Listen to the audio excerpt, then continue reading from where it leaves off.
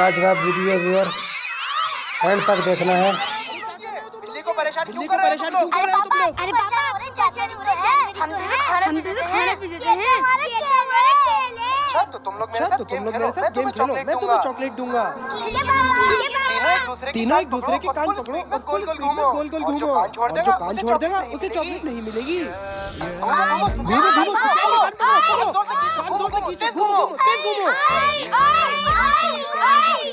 अरे क्या हो समझ आया?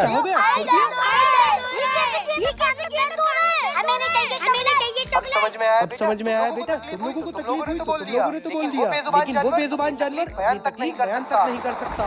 और जिस खेल से किसी को तकलीफ हो वो खेल होता है। और हमारे नबी ने किसी पर जुल्म करना नहीं बल्कि हर किसी से इशारा सिखाया है। ठीक है पापा, आज के बाद हम किसी परेशान नहीं करना चाहिए। चल,